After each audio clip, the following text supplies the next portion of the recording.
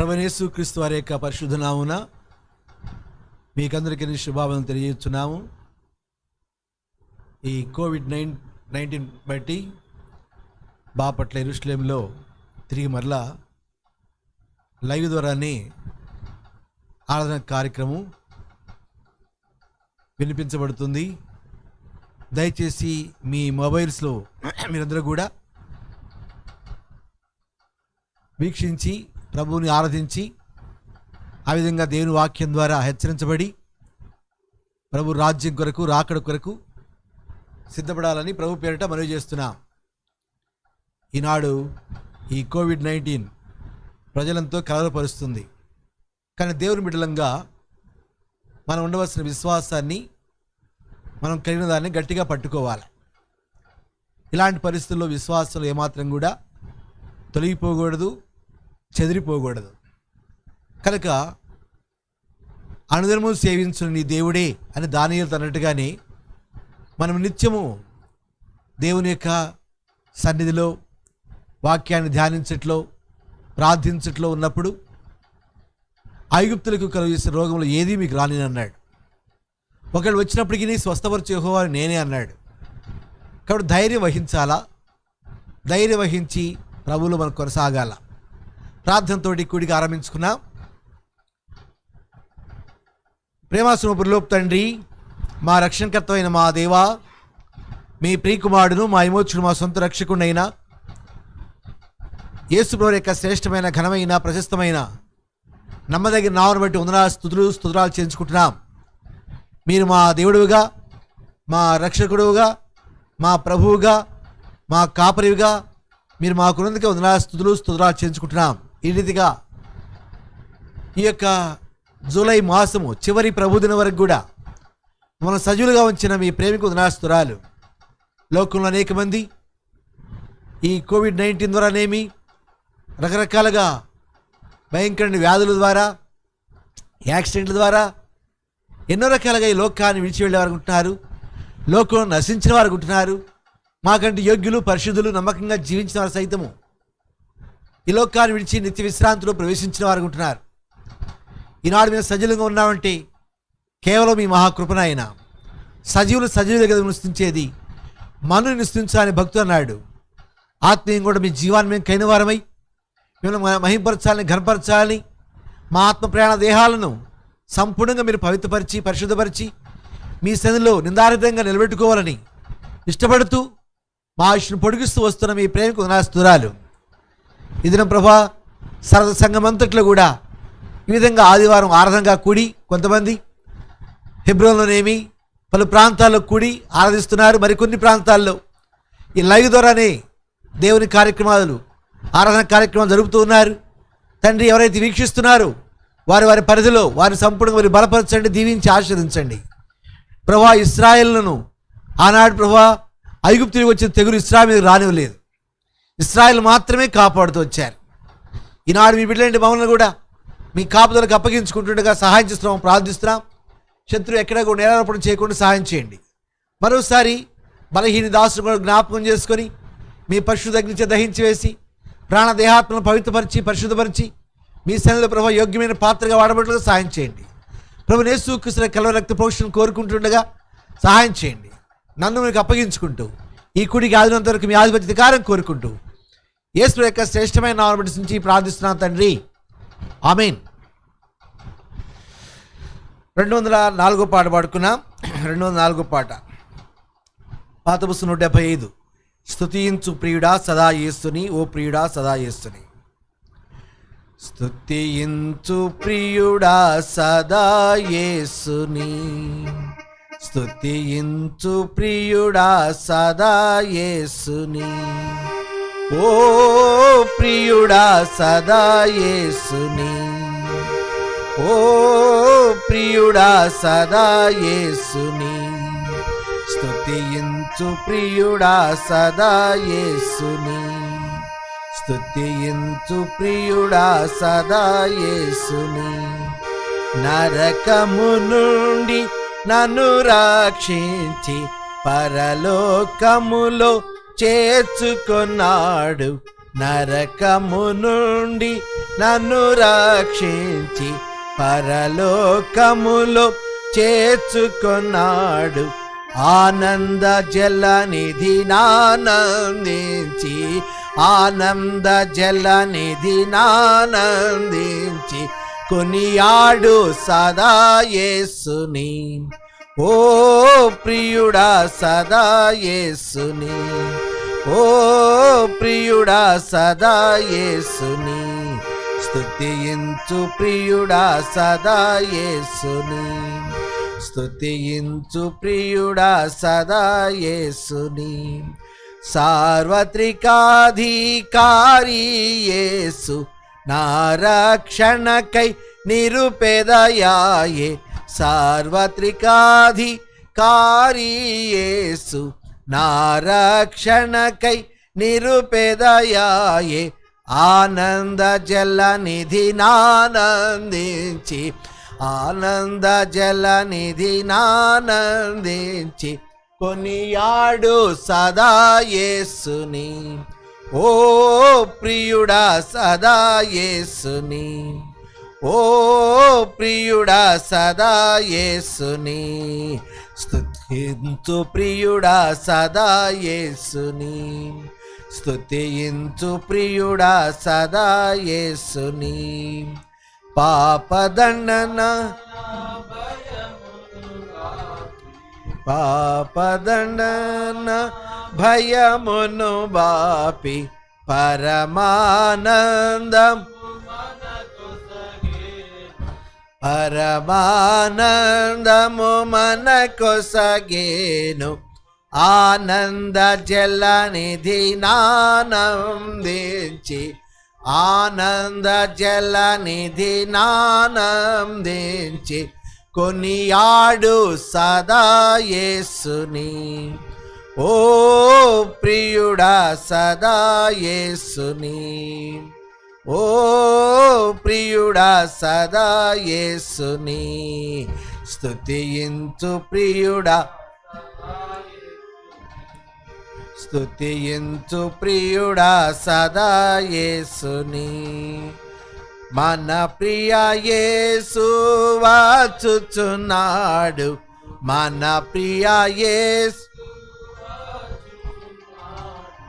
మహిమ శరీర మనకొసగును, మహిమ శరీరం మనకొసగును. ఆనంద జలనిధి నానందించి, ఆనంద జలనిధి నానందించి కొనియాడు సదా యేసుని. ఓ ప్రియుడా, ఓ ప్రియుడా సదా యేసుని. స్తుతించు ప్రియుడా సదా యేసుని, స్తుతించు ప్రియుడా సదా యేసుని. 226వ పాట.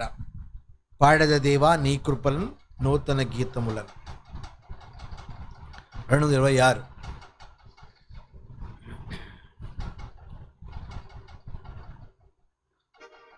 పాడెద దేవా నీ కృపలను నూతన గీతములను స్తోత్రము చెల్లింతు, స్తుతి స్తోత్రము చెల్లింతు, స్తుతి స్తోత్రము చెల్లింతు.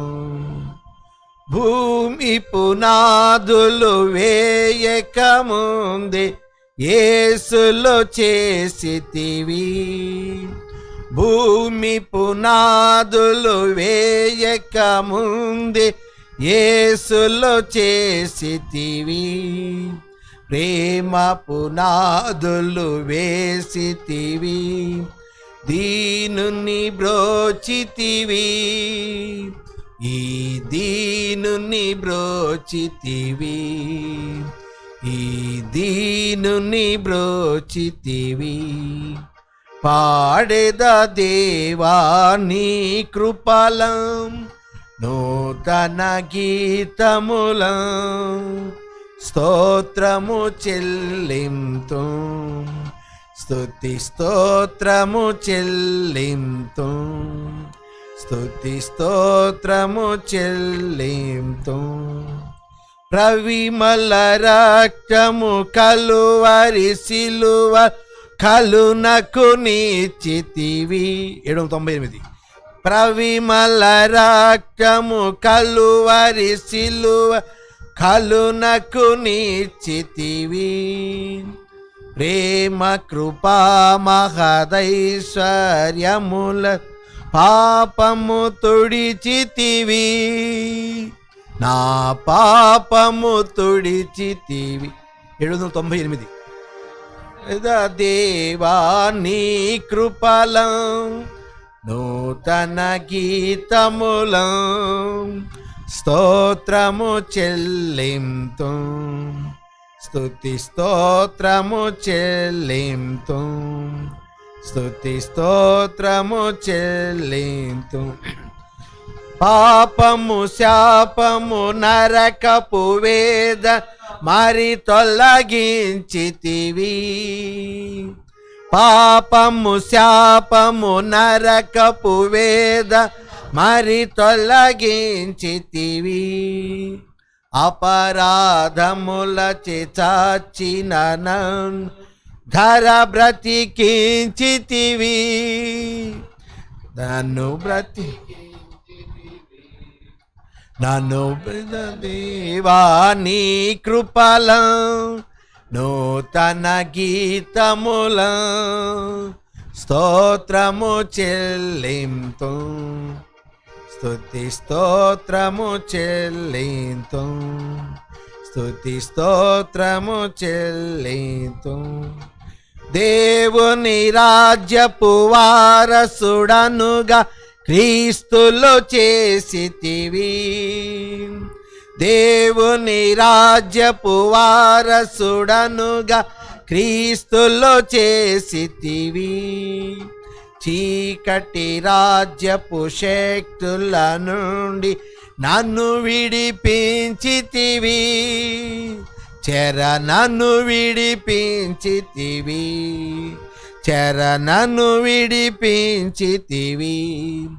పాడెద దేవా నీ కృపలం నూతన గీతములం స్తోత్రము చెల్లింతు, స్తుతి స్తోత్రము చెల్లింతు, స్తుతి స్తోత్రము చెల్లింతు. ముద్రించితివి శుద్ధాత్మతున భద్రము చేసితివి, ముద్రించితివి శుద్ధాత్మతున భద్రము చేసితివి. సత్యస్వరూపి నిత్య నివాసి సొత్తుగా చేసితివి, నీ సొత్తుగా చేసితివి, నీ సొత్తుగా చేసితివి. పాడెద దేవా నీ కృపలం నూతన గీతములం స్తోత్రము చెల్లింతు, స్తుతి స్తోత్రము చెల్లింతు, స్తుతి స్తోత్రము చెల్లింతు. అన్యుడనై నిన్ను ఎరుగకయున ధన్యుని చేసితివి, అన్యుడనై నిన్ను ఎరుగకయున ధన్యుని చేసితివి. ప్రియ పట్టణ పౌరుల సేవి వరములను సగితివి, కృపవరములను సగితివి, కృపవరములను సగితివి. పాడెద దేవా నీ కృపలం నూతన గీతములం స్తోత్రము చెల్లింతు, స్తుతి స్తోత్రము చెల్లింతు, స్తుతి స్తోత్రము చెల్లింతు. దేవుని వాక్యం నుండి ఆరాధనలో ప్రవేశించక పూర్వము యోబు గ్రంథము యోబు గ్రంథము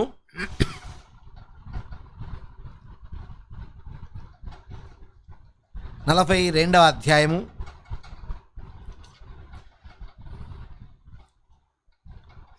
12వ వచనం. యోబు గ్రంథము 42వ అధ్యాయం 12వ వచనం చదువుకున్నాం.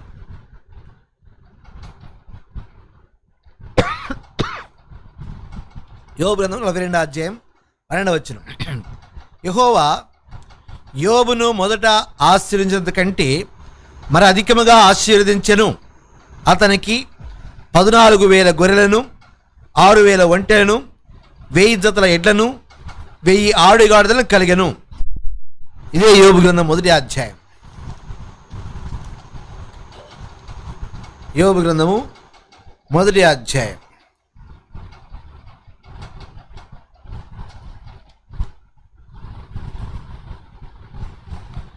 21వ వచనం.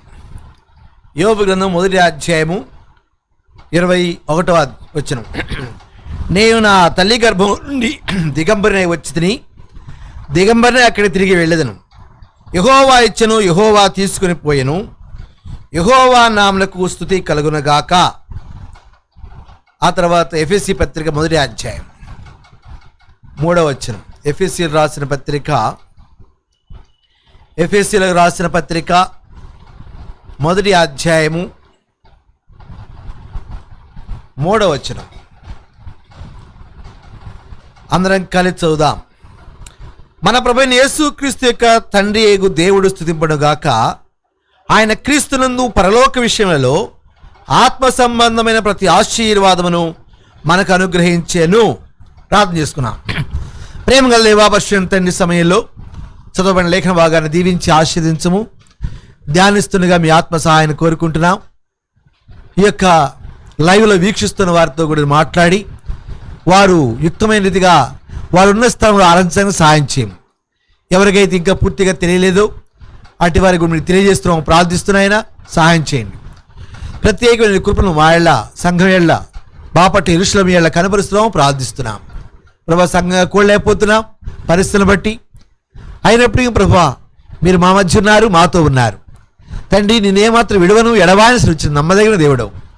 ప్రభా, పరిస్థితులను బట్టి మేము కూడుకోలేకపోయినా, ఒకరినొకరు హెచ్చరించుకోలేకపోయినా, సందర్భాలను బట్టి మేము ఇది కూడి రావడానికి కూడా చేస్తున్న సహాయాన్ని బట్టి హృదయపూర్వకంగా ఆచరించుకుంటూ చదవబడిన లేఖన భాగం ద్వారా మాతో మాట్లాడుతున్నామని యేసు యొక్క శ్రేష్టమైన నామములో నుంచి ప్రార్థిస్తున్నా తండ్రి, ఆమేన్.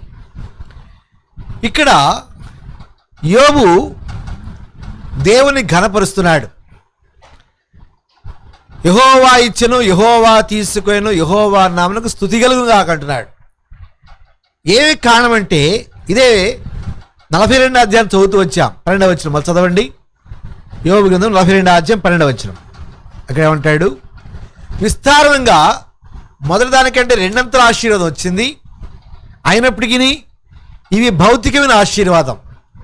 చాలామంది చాలా పర్యాయాలు భౌతికమైన వాటి గురించి దేవుడిని ఆశీర్వదించాలనుకుంటారు. అయితే యోబు యొక్క జీవితంలో లేక నా జీవితంలో కూడా ఈ భౌతికంగా కనబడేవన్నీ కూడా అశాశ్వతమైనవి. అది లోకంలో ఉన్న ధనం కావచ్చు, ఆ లోకంలో ఉన్న బంగారం కావచ్చు, లోకంలో ఉన్న మరి రకరకాలంటి కారు కావచ్చు, ఇల్లు కావచ్చు, బండ్లు కావచ్చు, లేక విద్య కావచ్చు, లోకంలో ఇవన్నీ కూడా ఆశీర్వాదం అనుకుంటాడు మనుషుడు. కానీ యోబు యొక్క జీవితంలో ఇవి ఆశీర్వాదం అనుకోవట్లేదు. యెహోవా ఇచ్చెను, యెహోవా తీసుకోవాలంటే ఇది కొంత మట్టుకు మాత్రమే ఉండేది. భౌతికమైన దీవెనలు కొంతకాలం మాత్రమే అనుభవించేది, ఇవి శాశ్వతమైనవి కావు. అందుకే పౌలు అపోస్తలుడు తిమోతికి రాస్తూ ఓ మాట రాస్తూ వచ్చాడు. 6వ అధ్యాయం 17వ వచనంలో ఏమని? అస్థిరమైన ధనమునందు నమ్మిక ఉంచక. ఈ ధనం అనేది, ఈ లోకంలో ఐశ్వర్యం అనేది, ఇది అస్థిరమైనది, స్థిరమైనది కాదు. ఒక డబ్బే కాదు, శరీర విషయం కూడా ఆలోచించేట్లయితే యోబు ఈ దేహాన్ని గురించి కూడా ఆలోచించట్లా. యోబు గ్రంథము 10వ అధ్యాయము 20వ వచనం అంటాడు. ఏమన్నాడు? ఈలాగున చర్మం చీకిపోయినను. చూడండి, యోబు గ్రంథము 19వ అధ్యాయము 25వ వచనం. అయితే నా విమోచకుడు సజీవుడనియు తరువాత ఆయన భూమి మీద నిలుచుననియు నేను ఎరుగుదును. ఈలాగున చర్మం చీకిపోయిన తరువాత శరీరముతో దేవుని చూచిదను. శరీరముతో అనే మాట దగ్గర కింద రాశాడు, శరీరము లేని వాడనై నా మట్టుకు నేనే చూచిదను, మరి ఎవరినూ కాదు, నేనే కనులారా ఆయన చూచిదను అంటున్నాడు. ఏమంటే యోబు రక్షణ యొక్క విలువను గుర్తించిన వాడుకున్నాడు. శరీర సంబంధమైన ఆరోగ్యం కావచ్చు, భౌతికమైనటువంటి సిరి సంపదలు కావచ్చు, వెండి బంగారాలు కావచ్చు. చెప్పాలంటే యోబు ఆ తూర్పు దేశం తనే గొప్పవాడిగా ఉన్నాడు భౌతికంగా, కానీ వాటి గురించి ఆలోచించట్లేదు. కానీ అందుకే ఎఫెసీ పత్రిక పౌలు రాస్తూ వచ్చాడు, ఏమని? ఆత్మ సంబంధమైన ప్రతి ఆశీర్వాదము, ఆత్మ సంబంధమైన ప్రతి ఆశీర్వాదం. ఆ ఆత్మ సంబంధమైన ఆశీర్వాదాన్ని బట్టి ప్రభుని స్తుతించిన వాడుకున్నాడు యోబు. భౌతికమైన దేహాన్ని గురించి కాదు, సిరి సంపదల గురించి కాదు, కలిగిన బిడ్డల గురించి కూడా కాదు. దేని బట్టి దేవుని స్తుతిస్తున్నాడు? ఎఫెసీ పత్రిక 1వ అధ్యాయం 3వ వచనంలో చదవండి ఒకరు త్వరగా. ప్రభు అయిన యేసుక్రీస్తు యొక్క తండ్రి యొక్క దేవుడు స్తుతింపడు గాక, ఆయన క్రీస్తునందు ఏ విషయంలో? పరలోక విషయంలో ఆత్మ సంబంధమైన ప్రతి ఆశీర్వాదమును మనకు అనుగ్రహించెను. ఆత్మ సంబంధమైన ప్రతి ఆశీర్వాదం మనకు అనుగ్రహించెను. ఈ కోవిడ్-19 బట్టి కావచ్చు, ఆర్థిక పరిస్థితిని బట్టి కావచ్చు, లేక నీకు భౌతికంగా అందరిలాగా నాకు కనీస కోరికలు కూడా తీర్చబడలేకపోతున్నాయి, కాబట్టి దేవుడు నాతో లేడా అని నిరుత్సాహంతో రాస్తూ ఉన్నా నీవు ఒక్కసారి ఆలోచించు. ఈ భౌతికమైనవి అశాస్త్రమైనవి, ఈ భౌతికమైన అశాస్త్రమైనది. అందుకే ఏమన్నాడు? యెహోవా ఇచ్చెను, యెహోవా తీసుకోను, యెహోవా నామమునకు స్తుతి కలుగుగాకన్నాడు. ఏమిటి ఆత్మ మీద ఆశీర్వాదము? దాని కొరకు ఎప్పుడు యేసుక్రీస్తు లోకానికి వచ్చాడు, కానీ భౌతికమైన వాటి కొరకు కాదు. చూడండి దయచేసి 7వ వచనం, ఎఫెసీ పత్రిక 1వ అధ్యాయం 7వ వచనం. దేవుని కృపా మహదైశ్వరుని బట్టి ఆ ప్రియుని యందు ఆయన రక్తం వల్ల, ఆయన రక్తం వల్ల మనకి విమోచన. తర్వాత అనగా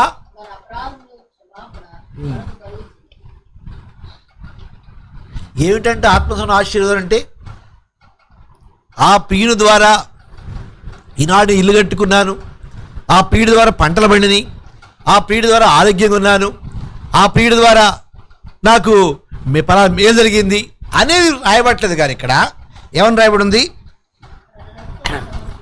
తన రక్తం వలన ఆయన రక్తం వలన మనకి విమోచన కలిగింది, అనగా మన అపరాధములకు క్షమాపణ మనకు కలిగి ఉన్నది. మన అపరాధములకు క్షమాపణ మనకు కలిగి ఉన్నది. ఏమిటంటది? దేవుని కృపా మహదైశ్వర్యము. యోబు యొక్క ఐశ్వర్యం చూస్తే యెహోవా ఇచ్చెను, యెహోవా తీసుకోను, యెహోవా నామమునకు స్తుతి కలుగుగాకన్నాడు. కానీ ఇక్కడ ఏమన్నాడంటే దానికి మించిపోయిన ఐశ్వర్యం ఏంటంటే ఇది శాశ్వతమైనది, ఇది స్థిరంగా ఉండేది. అందుకే దానికి పేరు పెట్టాడు. ఏం పేరు పెట్టాడు? దేవుని కృపా మహదైశ్వర్యమును బట్టి ఆ ప్రియుని యందు ఆయన రక్తం వలన మనకి విమోచన కలుగుతూ వచ్చింది. ఓ పర్యాయం ఉంటా,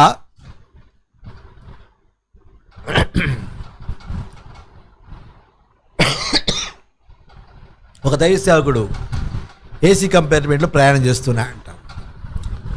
ఒక స్టేషన్లో ట్రైన్ ఆగింది. ఈ సేవకుడు కింద దిగాడు. ఈలోగా భార్య బిడ్డలతోటి ప్రక్కన నుండి జనరల్ కంపార్ట్మెంట్లోకి ఎక్కాలని పరిగెడుతూ ఎక్కబోతుంటే ఈలోగా ఈ ఇడ్లీ దోశ అమ్మేవాళ్ళు ఉంటారు కదా, బిస్కెట్లు ఇట్లా అమ్మేవాళ్ళు ఉంటారు, వాళ్ళు ట్రే పట్టుకొని పరిగెత్తుకుంటూ వచ్చాడు. ఇతను కొట్టాడు. ఆ ట్రే కింద పడిపోయింది. దానిలో పదార్థాలన్నీ కింద పడిపోయినాయి. ఇప్పుడు ఆ పదార్థాలను ఎరుకోవాలి కదా, అవి చూడలేదంట. ఇతను చక్కా పట్టుకున్నాడు, ట్రైన్ ఎక్కి అతను చక్కా పట్టుకున్నాడంట. చక్కా పట్టుకొని కట్టు 500 అన్నాడంట. ఇతని దగ్గర బాబు డబ్బులు లేవు. బాబు నువ్వేగా తగిలింది అని అంటుందంట భార్య. నువ్వే తగిలావు, మేము మామూలుగా ఎక్కుతావు అన్నావు, నువ్వు తగిలి ఓన కట్టమంటావు ఏంటయ్యా అని అంటే, మా దగ్గర లేవు డబ్బులు అని అంటే, లేదు కడతారు లేదని కూర్చున్నా అంట. సరే ఈలోగా మరొక గుంపు కూడారు జనాలు, గొడవ అవుతూ ఉంది. గుంపు కూడారంట. గుంపు కూడి ఇంకో అతనంట, నాకు 1000 రూపాయలు కడితే నేను విడిచిపెడతా అన్నాడు. ఇప్పుడు ట్రైను సిగ్నల్ ఇచ్చే అలా విజిల్ వేశారు, ట్రైన్ కదలబోతుంది, ఏం చేయాలి అర్థం కావట్లా. అప్పుడు ఒక పెద్ద మనిషి వచ్చేసి, ఎంతయ్యా నీకు, ఎంత ఇవ్వాలి నీకు? నాకు 2000. నీకు 2000 తీసుకొని ఎక్కువ, నువ్వు బండి ఎక్కువ పైకి రా అన్నాడు. చెప్పాలంటే అధికమైన క్రయం చెల్లించి ఆ పేదవాని పరిస్థితిలో అనవసరంగా ఏ విధంగా అయితే తను కలిగి ఉన్న ఆ సాతానుడు అలాంటి ఆ యొక్క వెండర్ చేసిన పనిని బట్టి క్రయం చెల్లించుతూ వచ్చాడు ఆ పెద్ద మనిషి, దానికంటే విలువైన రక్తం మన కొరకే కార్చాడు. సాతానుడు, వాడు దొంగ, వాడు దోచుకునేవాడు, వాడి యొక్క చేతులను నడిపించడానికి ఆయన గొప్ప క్రయం చెల్లించాడు, ఆయన అమూల్య రక్తమును కొరకు కార్చాడు. అందుకే రాయబడింది ఇక్కడ ఏమన్నాడు, దేవుని కృపా మహదైశ్వరుని బట్టి ఆ ప్రియుని యందు, ప్రియుడు అంటే ప్రేమించేవాడు, ఆ ప్రియుడు మనలాంటి ప్రియుడు కాదు. మనం అనుకూలంగా ఉంటే ప్రేమిస్తాం, ప్రతికూలంగా ఉంటే ద్వేషిస్తాం, స్థితిగతులను బట్టి ప్రేమిస్తుంటాం, అన్నాన్ని బట్టి ప్రేమిస్తుంటాం, లేక వాళ్ళ మంచిదాన్ని బట్టి ప్రేమిస్తుంటాం. కానీ దేవుని ప్రేమ ఎలాంటిదంట? రామపత్రి రాయబడింది, మనం ఇంకనూ పాపులమై ఉండగానే, మనం ఇంకనూ అపరాధులమై ఉండగానే, భక్తిహీనమై ఉండగానే, బలహీనమై ఉండగానే, శత్రులమై ఉండగానే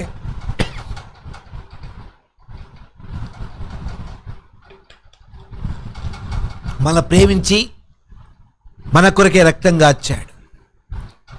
రక్తం గార్చి ఏం చేసిన తర్వాత మన అపరాధములకు క్షమాపణ మనకు కలిగినది, మన అపరాధం నుండి క్షమాపణ కలిగినది. ఈ క్షమాపణ అనేది కేవలము ఆయన ఉచితమైన కృప ద్వారా మనకు అనుగ్రహించబడింది. అందుకే ఈ రక్షణ గురించి చెప్పాలంటే దైవజనుడు మోషే ఇశ్రాయేలు గురించి రాస్తూ వచ్చాడు. ఇశ్రాయేలు, నీ భాగ్యం ఎంత గొప్పది, యెహోవా రక్షించిన నిన్ను పోలిన వాడెవడన్నాడు. కాబట్టి ఏమిటా ఐశ్వర్యము, ఏమిటా ఆశీర్వాదం అంటే రక్షణ గొప్ప ఆశీర్వాదము. ఏమి కారణమంటే ఈనాడు లోకంలో ఉన్నవన్నీ కూడా నశించేవి ఉంటాయి, లోకం కూడా ఒక రోజున లయం కాబోతుంది. అయితే మనల్ని ఎక్కడ కూర్చోబెట్టాడంటే చదవండి ఆ మాట, ఎఫెసీ పత్రిక 2వ అధ్యాయంలోనే, 2వ అధ్యాయము 7వ వచనం అంటాడు, క్రీస్తు యేసునందు మనం ఆయనతో కూడా లేపి పరలోకమందు ఆయనతో కూడా కూర్చుండబెట్టెను. మనం ఆయనతో కూడా లేపి ఆయనతో కూడా కూర్చుండబెట్టెను. అది శాశ్వతకాలం ఉండే స్థలం, అది దాని పరలోకము, అది నిత్యజీవం, సదాకాలం ఆయనతో ఉంటాం. ఒక్కసారి ఆలోచించు, నీ జీవితంలో కూడా నశించాలా, నరకానికి నాశానికి పాత్రుడివి. అయితే ఆ ప్రేమ గలవాడు నిన్ను ప్రేమించిన వాడుకున్నాడు. లోకంలో ఏ మనుషుడు కాదు, లోకంలో ఎవరు ప్రేమించదని ప్రేమించాడు. చెప్పాలంటే మనం ఆత్మీయంగా దరిద్రులం, మన దారిద్ర్యం విడిపించాలని ఆయన ధనవంతుడని రాయబడి ఉంది. కొరింథీ పత్రిక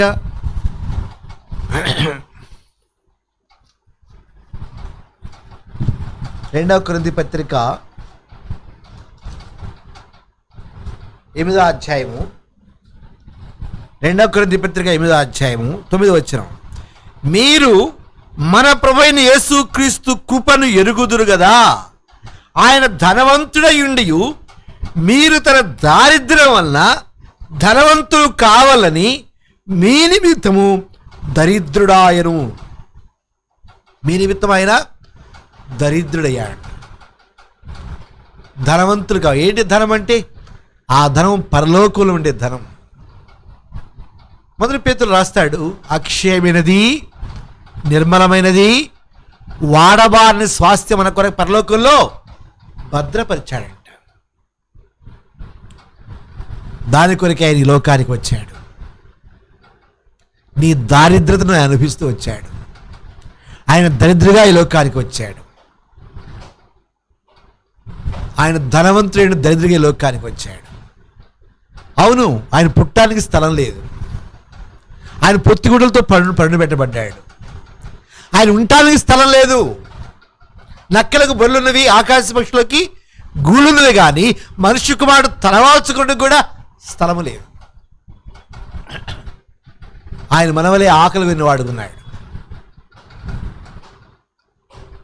ఆయన కల్వరి శిలువ మీద కూడా దాహం అంటే సృష్టికర్త దేవుడు, నీటిని ద్రాక్షారసంగా మార్చినవాడు, నీటి మీద నడిచినవాడు, 5 రొట్టెలు 2 చేపలు అనేక మందికి ఆహారంగా పంచిపెట్టిన వానికి చేల్చిరుకుబడుతూ వచ్చింది. ఆయన ప్రేమించిన వారు సహా, ఆయన వెంబడించిన వారు శిష్యులు సహా చెదిరిపోయారు. ఆయన స్వకీయులు ఆయన అంగీకరించలేదు.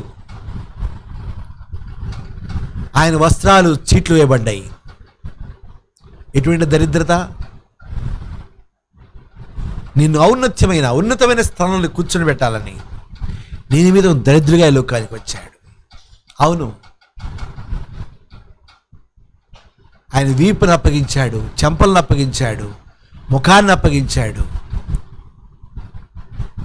మనుషులు చూడనివాడుగా, వ్యసాక్రాంతులుగా, వ్యాధులు పెంచిన వాడుగా తనతో అప్పగించుకుంటూ వచ్చాడు.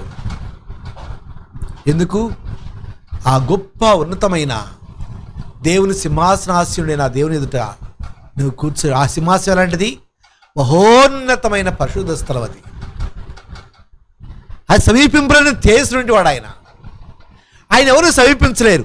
సమీపించలేని పరిస్థితిలో నీ పాపం నీకు ఆయనకి అడ్డుగా ఉండగా, లేక నీ పాపం నా పాపం ఆయనకి నీకు నాకు అడ్డుగా ఉండగా, ఆ పాపపు అడ్డుగోడను తొలగించడానికి ఆయన కలవరిశిలో రక్తం గార్చాడు. ఆ రక్తధారల ద్వారా పవిత్రపరిచాడు, పరిశుద్ధపరిచి ఆ నిత్యత్వంలో సదాకారము ఆయనతో కూడా అని నీ విషయం నా విషయంలో గొప్ప ఆలోచన కలిగి ఉన్నాడు. అందుకని యోబు అంటూ వచ్చాడు, యెహోవా ఇచ్చెను, యెహోవా తీసుకొని. లోకంలో దేవుడు ఇచ్చాడు కొంతకాలం అనుభవించడానికి, సంతోషించడానికి. ఈ లోకంలో ఉన్నదే కదా తీసుకున్నాడు. కానీ నాకు నిరీక్షణ ఉంది. ఏమి నిరీక్షణ? నా దేవునితో సదాకాలం ఉంటాను, నా దేవుని చూస్తాను. అది నిత్యత్వంతో కూడింది. ఈ దేహం బలహీనంగా ఉండవచ్చు, లేక నా బిడ్డలో ఈ లోకం నుండి విడిచిపెట్టవచ్చు నన్ను, లేక నాకున్న ధనాన్ని లోకాన్ని విడిచిపెట్టవచ్చు. ఇవి అశాశ్వతమైనవి, ఇవి శాశ్వతమైనవి కాదు, కానీ నిత్యత్వంతోనే ఉంటాను. దావీదు కూడా అదంటూ వచ్చాడు 51వ కీర్తన, దేవా నీ రక్షానందము నాకు మరలా దయచేవాడు. రక్షణలో ఉంటే ఆనందాన్ని తను అనుభవిస్తూ వచ్చాడు. ప్రియా సహోదరి సహోదరుడా, దేవుని విషయంలో ఎంత గొప్ప ఐశ్వర్యం చూడండి. అందుకన్నాడు, దేవుని కృపా మహదైశ్వరుని బట్టి ఆ ప్రియుని యందు ఆయన రక్తం వల్ల మనకి ఏం కలిగిందంట? విమోచన కలిగింది. మనం చూద్దాం ఎఫెసీ పత్రిక 1వ అధ్యాయంలో 7వ వచనంలో,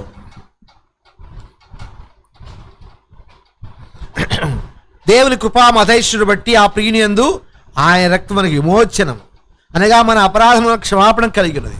వాస్తవానికి మనం ఎవరు అంట? దూరస్థులం. ఆ మాట రాస్తారు 2వ అధ్యాయంలో కూడా. ఎఫెసీ 2వ అధ్యాయము 13వ వచనంలో, ఆయనను మునుపు దూరస్థులు, ఇప్పుడు క్రీస్తు యేసునందు క్రీస్తు రక్తం వల్ల సమీపస్థులమయ్యాం. మునుపు దరిద్రులమే కాదు, దేవునికి దూరస్థులంగా ఉన్న నాడు సృష్టికర్త దేవుడికి, రాజులకు రాజు ప్రభు అయిన యేసుక్రీస్తు వారిని దేవుడుగా, తండ్రిగా, మన ప్రభువుగా, యజమానుడిగా, పరమభర్తగా పిలిచి ఆధిక్యం ఇచ్చాడు. మునుపు దూరస్థులము, ఇప్పుడు ఎలా సమీపస్థులమేమంట? క్రీస్తు రక్తం వలన మనము సమీపస్థులై ఉన్నారు. తర్వాత ఆయన మన సమాధానమై ఉండి మీకును మాకును ఉండిన ద్వేషమును అనగా విధిరూపకమైన ఆజ్ఞల గల ధర్మశాస్త్రమును తన శరీరమందు కొట్టివేయడు చేత మధ్య గోడను పడగొట్టి మన ఉభయలను ఏకము చేసెను. కాబట్టి మనకు దేవునికి ద్వేషము, దేవునికి శత్రులుగా ఉన్నాం. ఆయన బలి ద్వారా మనల్ని ఐక్యపరుస్తూ వచ్చాడు.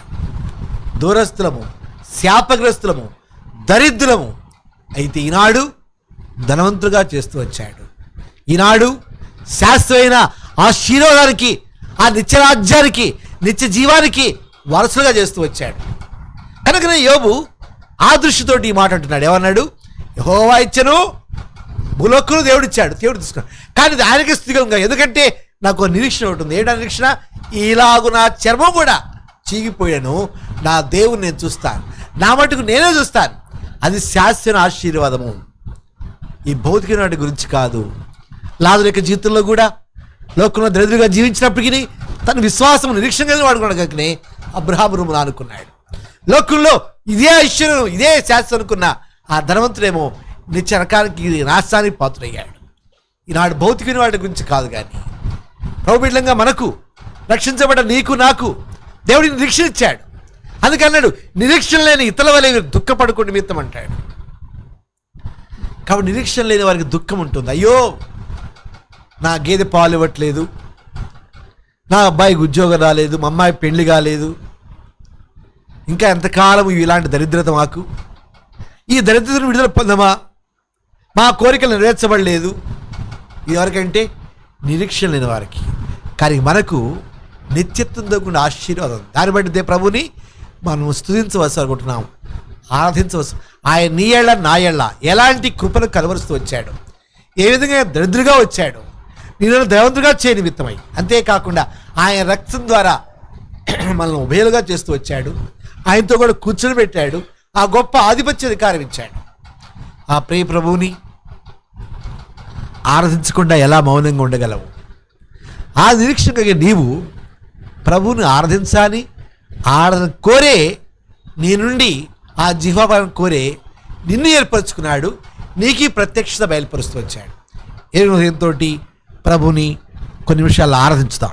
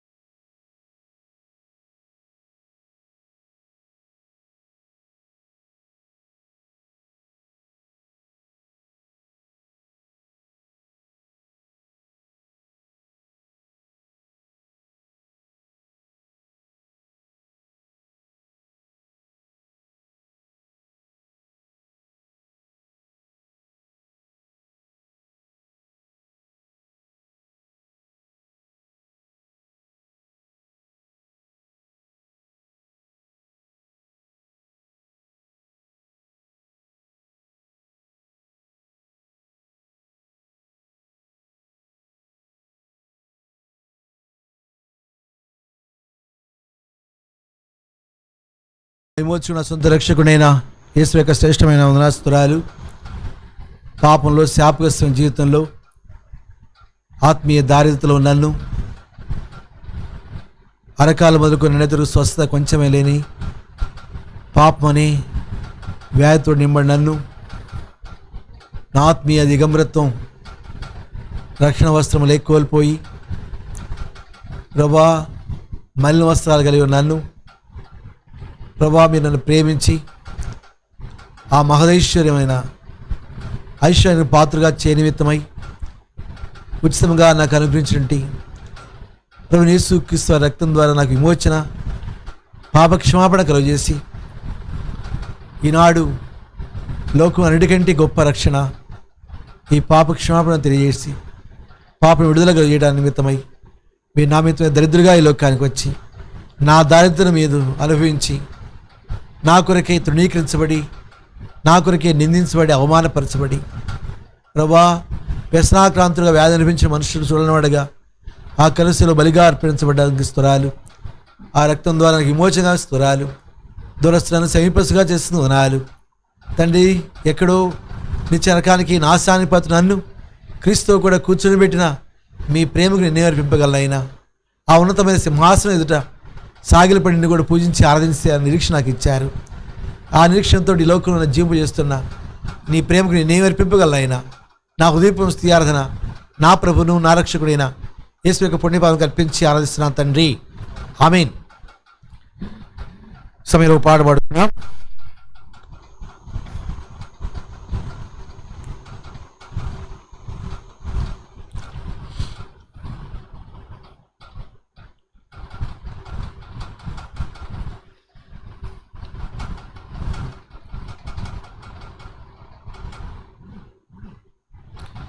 జై జై యేసు రాజా జై జై. 231 పాట. 231 పాత పుస్తకం 197.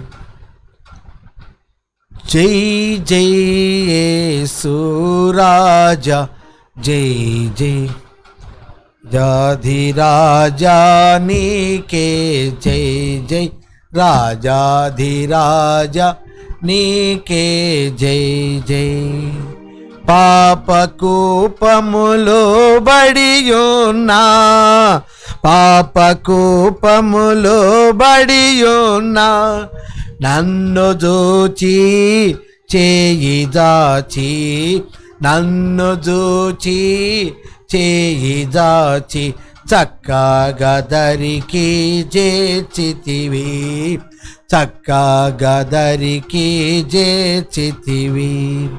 జై జై యేసు రాజా జై జై రాజాధిరాజా నీకే జై జై రాజాధిరాజా నీకే జై జై.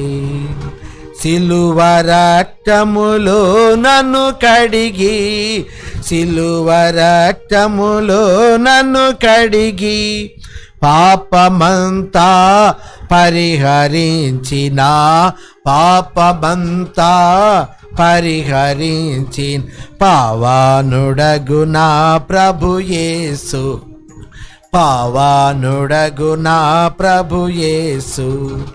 జై జై యేసు రాజా జై జై రాజాధిరాజా నీకే జై జై రాజాధిరాజా నీకే జై జై. నీతిహీనుడనైనా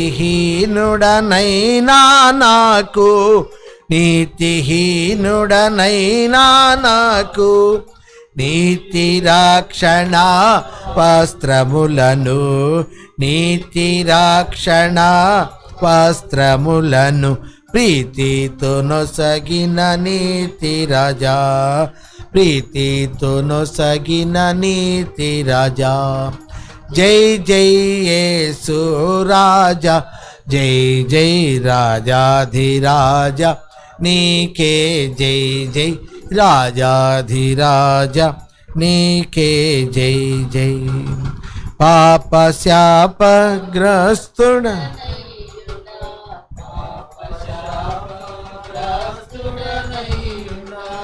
నన్ను గోడా నీ స్వకీయా నన్ను గోడా నీ స్వకీయ సంపాద్యముగా చేసితివి, సంపాద్యముగా చేసితివి. జై జై యేసు రాజా, జై జై రాజాధిరాజ నీకే జై జై, రాజాధిరాజ నీకే జై జై.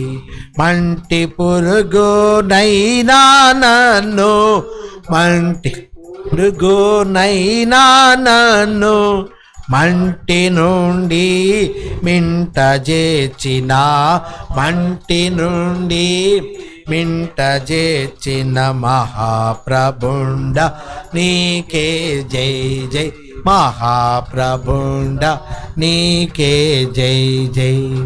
జై జై యేసు రాజా, జై జై రాజాధిరాజ నీకే జై జై, రాజాధిరాజ నీకే జై జై.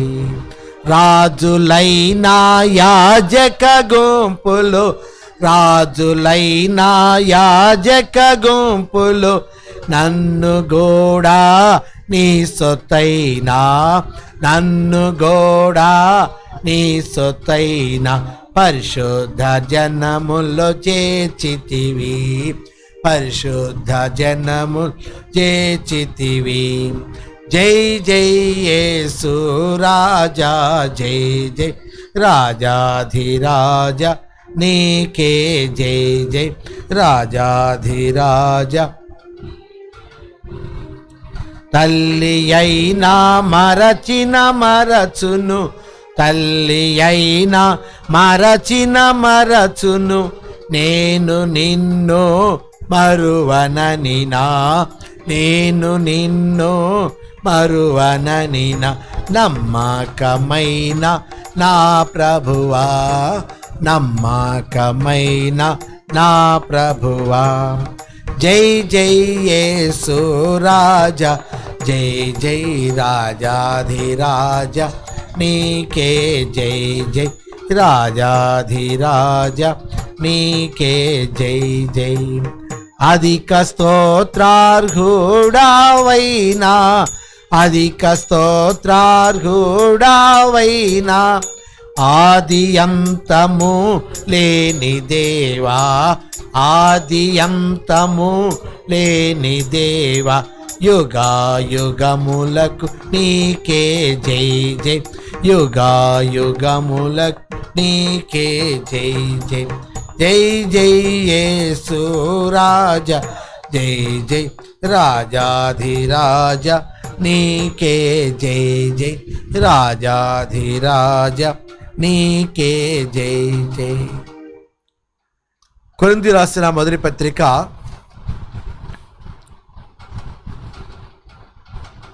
4వ అధ్యాయం 3-4 వచనాలు కలిసి చదువుకున్నాం. మీ చేతనైను ఏ మనుషుని చేతనైను నేను విమర్శించబడుట నాకు మిక్కిలి అల్పమైన సంగతి. నన్ను నేనే విమర్శించుకోను, నా యందు నాకు ఏ దోషమును కానరాదు. అయినను ఇందువలన నీతిమంతుడిగా ఎంచబడను. నన్ను విమర్శించు ప్రభువే.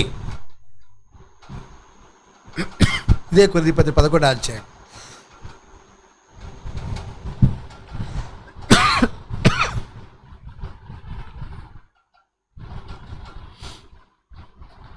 వచనం. కాబట్టి ప్రతి మనుష్యుడు తను తాను పరీక్షించుకునేను ప్రార్థన చేసుకున్నాం. ప్రేమ వర్షం సమయం చదవని లేఖన భాగాన్ని దీవించి ఆశీర్వదించము. మీ మాటలు ధ్యానిస్తుండగా మా ఆత్మీయ జీవితానికి కావాల్సిన ప్రోత్సాహమైన పురికొల్పుకోవడం మాటలు, హెచ్చరికతో కూడిన మాటలు దయచేస్తున్నామని యేసు యొక్క శ్రేష్టమైన నామములో ప్రశ్నించి ప్రార్థిస్తున్నాను తండ్రి, ఆమేన్. ఇక్కడ పౌలు అంటున్నాడు, నన్ను నేను పరీక్షించుకుంటే నాలో ఏ దోషము కనపడదు, ఇందువల్ల నీతిమంతుడిగా ఎంచబడను అంటున్నాడు. నన్ను విమర్శించువాడు ప్రభువే అంటున్నాడు.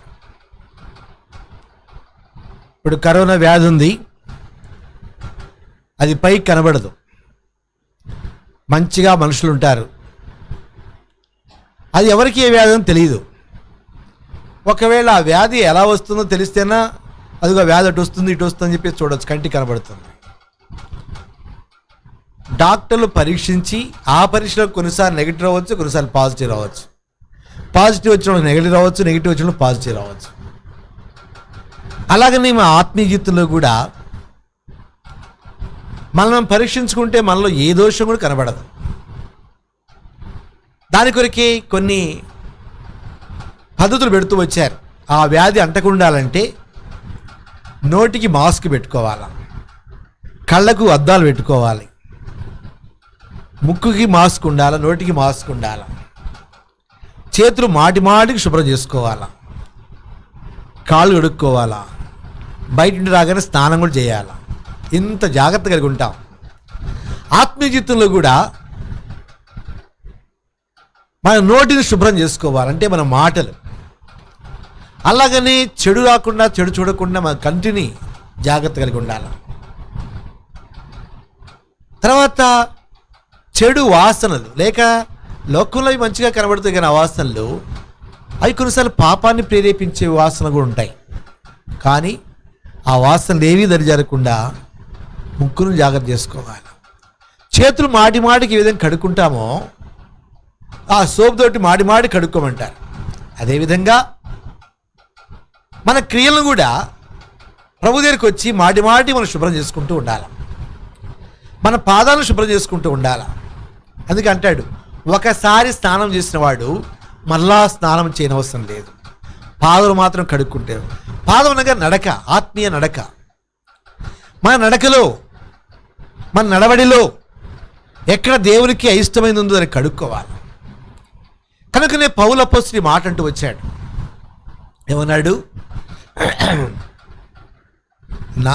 ఏ మనుషుని చేత నేను విమర్శించబడుట మిక్కిలి అల్పమైన సంగతి. ఒకవేళ మన లోపాలు ఇతరులు మన గురించి చెప్పారంటే వాళ్ళు కొన్ని తక్కువే తెలుసు. ఆంతరంగా నెరిగినవాడు దేవుడే. అలాగే డాక్టర్ ఉన్నారు, కొన్నిసార్లు టెస్ట్ చేస్తారు, అంత మాత్రమే ఎక్కువ పరీక్షించగలరు. అసలు లోపల రోగ నిర్ధారణ అనేది లేక లోపల ఫాల్ట్ అనేది స్పష్టంగా తేటగా చెప్పేది ఎవరైతే డాక్టర్, దేవుడు. దానికంటే భయంకరమైన వ్యాధి ఒకటి ఉంది. హృదయం అన్నిటికంటే మోసకరమైన ఘోరమైన వ్యాధి కలదంటాడు. ఈ హృదయంలోని సంబంధం వ్యాధిని ఏ మనుషులకు చెప్పలేడు. సరే, ఇక్కడ నా యందు నాకు ఏ దోషమును కారాదు, ఆయను ఇందువల్ల నీతిమంతుడిగా ఎంచబడను, నన్ను విమర్శించువాడు ప్రభువే అన్నాడు. ప్రభు ఎలా విమర్శిస్తాడు? మొదటిగా చూస్తే ప్రకటన గ్రంథము 11వ అధ్యాయం. ప్రకటన గ్రంథము 11వ అధ్యాయం చూద్దాం. ప్రకటన గ్రంథము 11వ అధ్యాయం. మరియు అతడు చేతి కర్ర వంటి కొలకర నాకు ఇచ్చి లేచి, నీవు దేవుని ఆలయమును బలిపీఠమును కొలత వేసి ఆలయములో పూజించువారు లెక్కబెట్టుము. ఆలయమునకు వెలుపటి ఆవిడ కొలత వేయక విడిచిపెట్టుము. అది అన్యులకు ఇయ్యబడెను. వారు 42 నెలలు పరిశుద్ధ పట్టణమును కాలుతూ త్రొక్కుదురు. ఇక్కడ చేతి కర్ర వంటి కొలకర్ర నాకు ఇచ్చెను. యోహాను భక్తుడికి దేవుడు ఇచ్చాడంటే కొలకర్ర. ఆ కొలకర్రతో కొలవమన్నాడంట. ఏం కొలిచాడంటే దేవుని ఆలయం కొలిచాడు, బలిపీఠం కొలత వేశాడు. ఆలయాన్ని, బలిపీఠాన్ని. ఆలయం అంటే ఈనాడు ఆయన రక్తం చేతి విమోచించబడ్డవారే ఆయన ఆలయం. అందుకే దేవుని ఆలయం పరిశుద్ధమైంది అంటాడు. మీరు ఆలయమే ఉన్నారన్నాడు. రెండోగా చూస్తే బలిపీఠం. ఎవరైతే ఈ బలిపీఠమును అంటే కొలత వేసి ఆలయంలో పూజించేవారు. ప్రభుని సన్నిధిలో ఎవరైతే తమ బలిగా అర్పణగా అర్పించుకుంటూ ఉంటారో, విరిగిన హృదయంకి వెళ్ళిన వారికి ఉంటారు, వారిని కూడా దేవుడు లెక్కిస్తున్నాడు. మూడోది చూసినట్లయితే ఇక్కడ పూజించువారు లెక్క పెట్టమన్నాడు. పూజించువారంటే దేవుని ఆలయంలో ఆరాధించేవారిని, దేవుని సమాజంలో ఆరాధించేవారిని, లేక దేవుని సన్నిధిలో ఆరాధించేవారిని. నువ్వు ఆరాధించావా ఈ దినమున? ఆయన లెక్కిస్తున్నాడు. ఆయన లెక్క ఆయన చేతిలో ఏముందంట? కొలకర్ర ఉంది. కొలకర్రతో లెక్కిస్తున్నాడు. ఇక్కడ మనం ఎలా ఉన్నా ఒకటి గమనించాలి. ఇక్కడ మొట్టమొదటి చూస్తేనేమో మనం విమర్శించేవాడు ప్రభువు, రెండవదేమో ఆ పూజించేవారిని, తర్వాత వెలుపటి ఆవరణను కొలత వేయకన్నాడు. దేవుని మందిరానికి వచ్చేవారందరూ కూడా విశ్వాసులు కాదు. వెలుపటి ఆవరణం ఉంది. ఆ వెలుపటి ఆవరణం అన్యులకి ఇవ్వబడిన రాయబడింది. అంటే ఈనాడు నువ్వు రక్షించబడ్డ అనుభవం కలిగి ఉంటేనేమో దేవుని యొక్క మందిరంలో, దేవుని యొక్క ఆలయంలో చేర్చబడిన వారు ఉంటావు. ఒకవేళ ఇంకా ఆలయంలో చేర్చబడకుండా దేవుని మందిరానికి వస్తూ వెళ్తున్నట్లయితే దానివల్ల నీకు ఏమాత్రం ప్రయోజనం లేదు. అనేక పర్యాలు దేవుడితో మాట్లాడుతున్నాడు. అందుకే సామెతల గ్రంథం 5వ అధ్యాయం ఒక మాట రాస్తాడు. సామెతల గ్రంథము 5వ అధ్యాయము, సామెతల గ్రంథము 5వ అధ్యాయం చూడండి.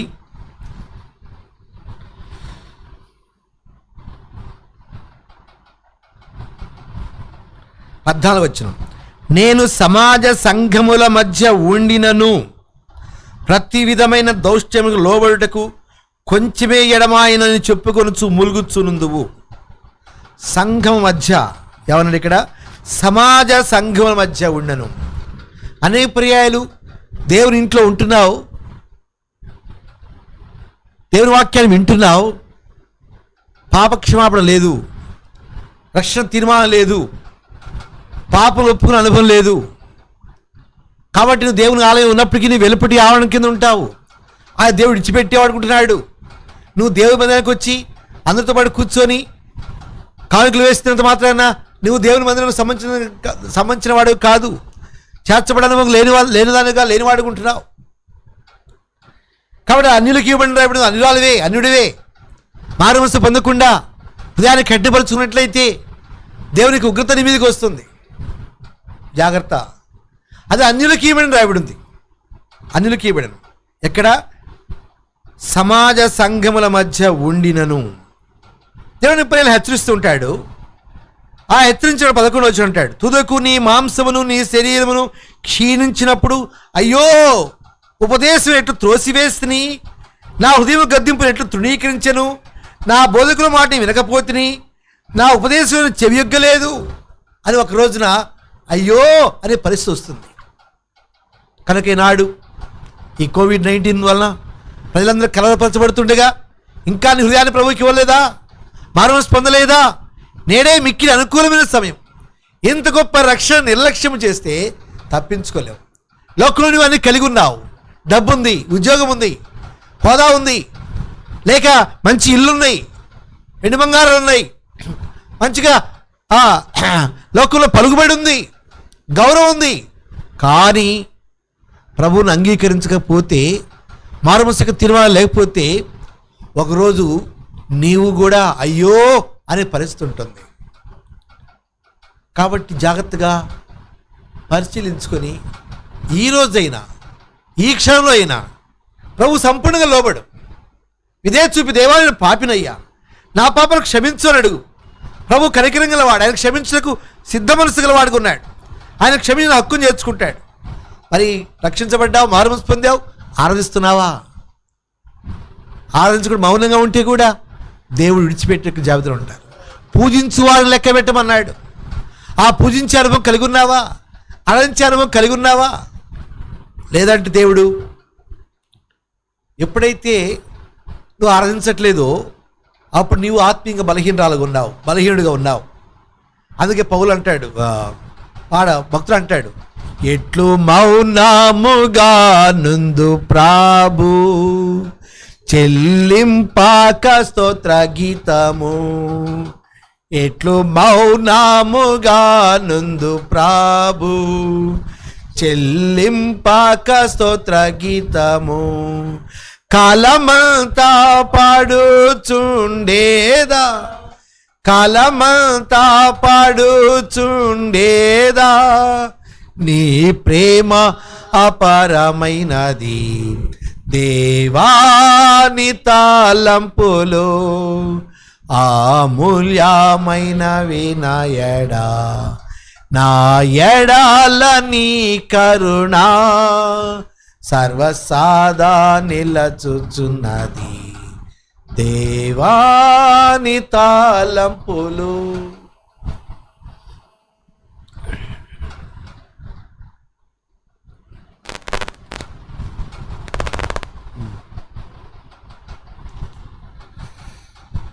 దేవుని వాక్యం నుండి చూద్దాం.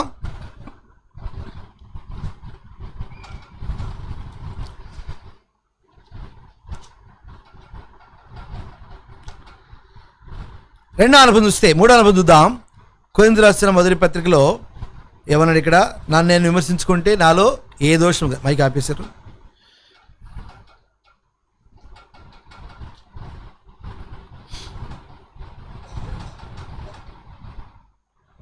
పూజించే వారిని లెక్క పెట్టుకుము అని అన్నాడు. ఇందులో 3 విషయాలు మనం గమనించాలి. అంటే బలి చేసుకునేవారు, ఆత్మీయంగా ఎదిగినవారు, ఒకటి పూజించేవారు, రెండోది బలిపీఠము, మూడవది ఎదుగుదల. ఆయన కొలతకు వస్తున్నాడు.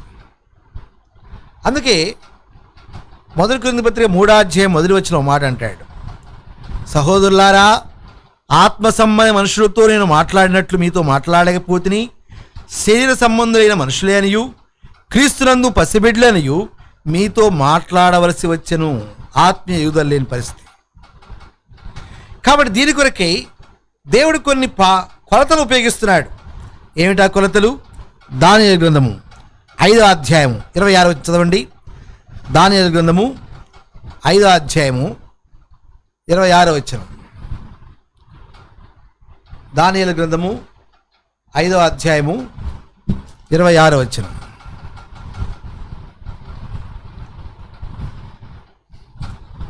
దానియేలు గ్రంథము 5వ అధ్యాయము 26 వచనం.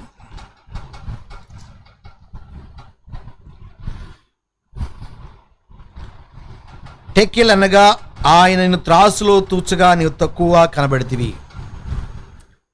కాబట్టి కొలత వేస్తున్నాడు ఆయన. ఏ కొలత ఇది? దేంతో? త్రాసును ఉపయోగిస్తున్నాడు. త్రాసులో తూచగా తక్కువగా కనబడితివి. త్రాసులో తూచగా తక్కువ కనబడితివి. ఈ మాట ఎవరి గురించి రాయబడి ఉందంటే బెల్షస్సర్ రాజు గురించి రాయబడి ఉంది. బబులోను యొక్క రాజు గురించి రాయబడి ఉంది. ఏమి సంగతి అంటే, ఈ బెల్షస్సర్ రాజు దేవుని మందిరంలో వాడబడవలసిన ప్రతిష్ఠించబడిన పాత్రలను తన సొంతానికి ఉపయోగించుకుంటూ వచ్చాడు. తన సొంతానికి ఉపయోగిస్తూ వచ్చాడు. ఆ పాత్రలతోటి ఏం చేస్తూ వచ్చాడు? చూడండి, ఇక్కడ 23వ వచనం చూద్దాం. బెల్షస్సరు అతని కుమారుడు, నీవు ఈ సంగతి ఎంతయు ఎరిగిండియు నీ మనసును అణుచుకొనక పరలోకమందున్న ప్రభు మీద నీవే హెచ్చించుకుంటివి. ఎట్లనగా నీవును నీ అధిపతులను నీ రాణువులను నీ ఉపత్తును దేవుని ఆలయ సంబంధమగు ఉపకరణములలో ద్రాక్షారసం పోసి త్రాగవలని వాటి తెచ్చి ఉంచుకొని వాటిలో త్రాగుచూ చూడనైనను వినైను గ్రహింపనైను చేతగాని వెండి బంగారు ఇత్తడి ఇనుము కర్ర రాయను వాటితో చేయబడిన దేవతను స్తుతించితివి గాని నీ ప్రాణమును నీ సకల మార్గమును ఏ దేవుని వశమును ఉన్నవో ఆయన ఘనపరచలేదు. అంతేకాదు, ఇంకో మాట కూడా రాయబడి ఉంది.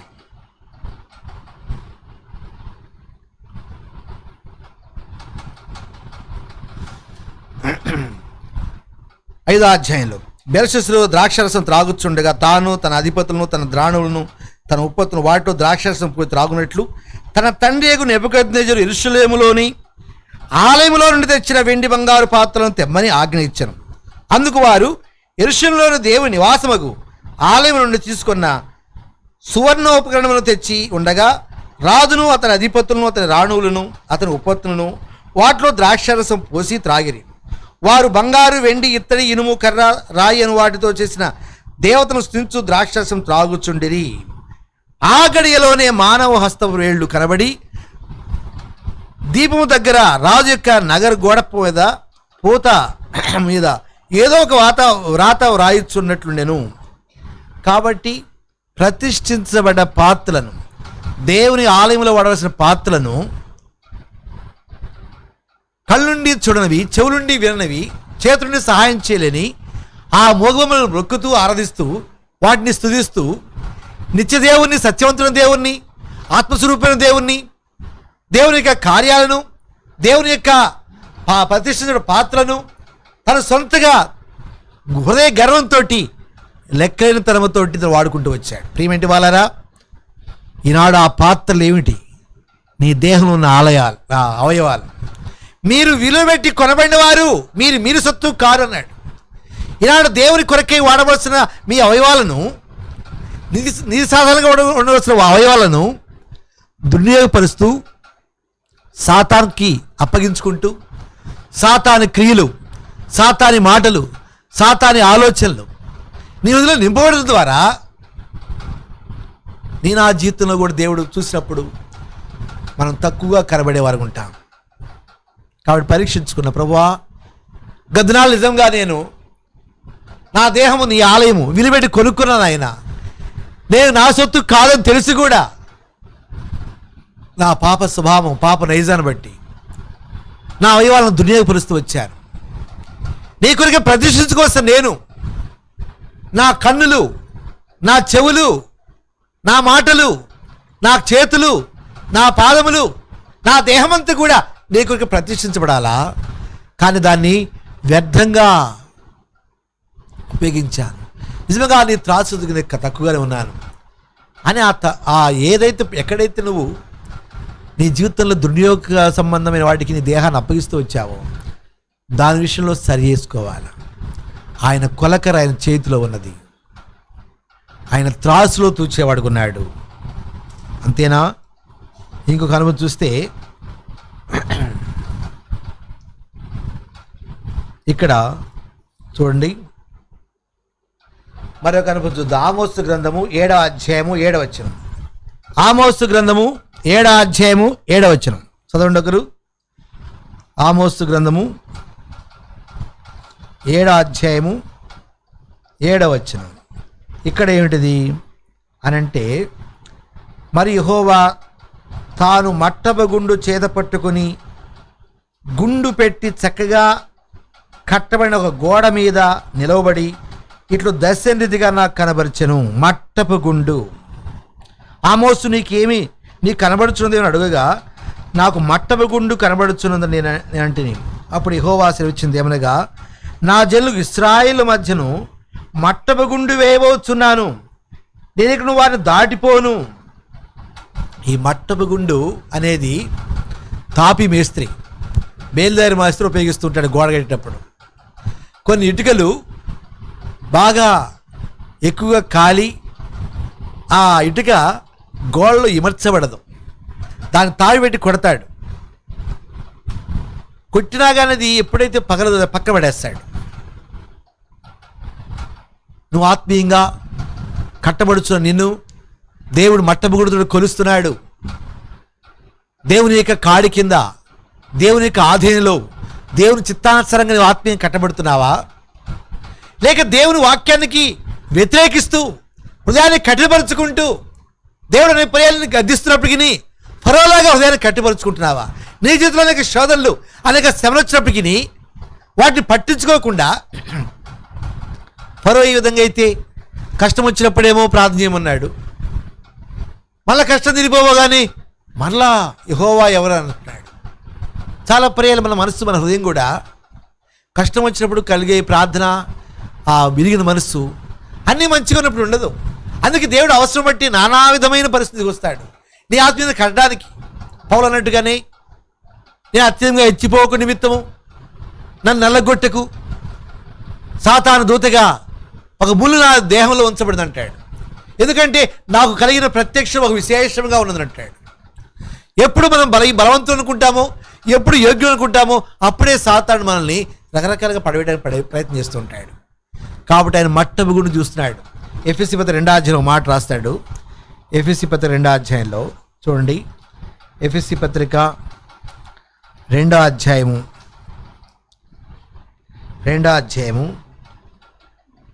21వ వచనం, 20వ వచనం లేకుంటే, క్రీస్తు యేసే ముఖ్యమైన మూలరాయి ఉండగా అపోస్తులను ప్రవక్తలను వేసిన పునాది మీద కట్టబడి ఉన్నారు. ప్రతి కట్టడమును ఆయనలో చక్కగా అమర్చబడి ప్రభునందు పరిశుద్ధమైన దేవాలయం ఒకటకు వృద్ధి పొందుతున్నది. ఏమన్నాడు? ప్రతి కట్టడమును ఆయనలో చక్కగా అమర్చబడాల. ఈ మట్టబుగుండు పెట్టి చూసినప్పుడు అమర్చబడుతున్నావా, విసర్జించబడుతున్నావా? ప్రతి కట్టడం ఆయనలో చక్కగా అమర్చబడి ప్రభువునందు పరిశుద్ధమైన దేవాలయం వృద్ధి పొందుతున్నది. ఆయనలో మీరు ఆత్మలుగా దేవునికి నివాసస్థలమైన కట్టబడుతున్నారు. దేవుడు నీలో నివసించాక నేను కట్టేవాడుగా ఉన్నాడు. కాబట్టి ఈ మధ్యాహ్నకాల సమయంలో మట్టబూడి పెట్టి చూస్తున్నాడు ప్రభు. గుర్తించు. మరొక విషయం చూద్దాం.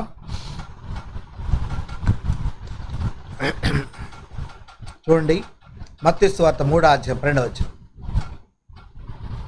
4వదిగా, ఒకటేమో ఆయన కొలకర్ర, రెండవదేమో త్రాసు, మూడవదేమో మట్టబుగుండు, 4వ చూడండి దయచేసి మత్తయి సువార్త 3:12. ఇక్కడ ఏమంటే ఆయన చేట ఆయన చేతిలో ఉందంటాడు. మత్తయి సువార్త 3:12. మత్తయి సువార్త 3:12. ఆయన చేట ఆయన చేతిలో ఉన్నది.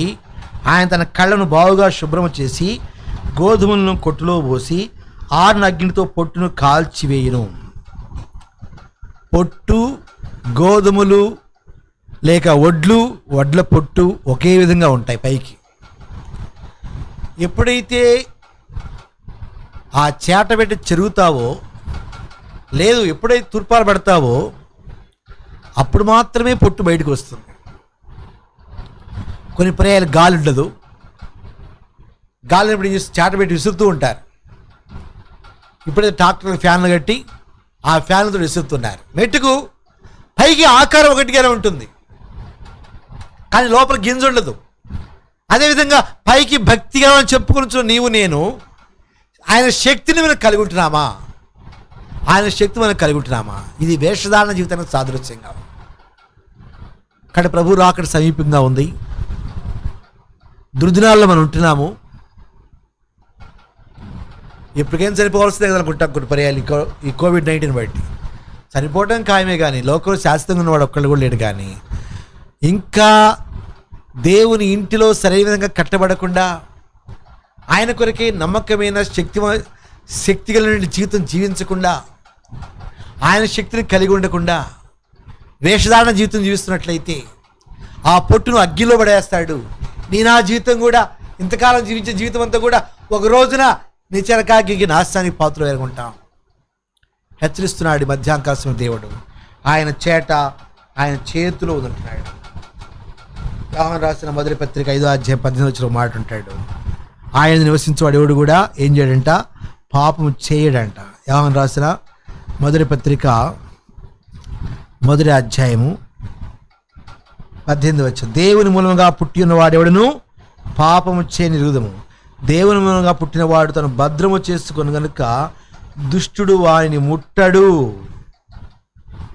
మనము దేవుని సంబంధులమనయు లోకమంతయు దుష్టుని యందునయు ఎరుగుదుము.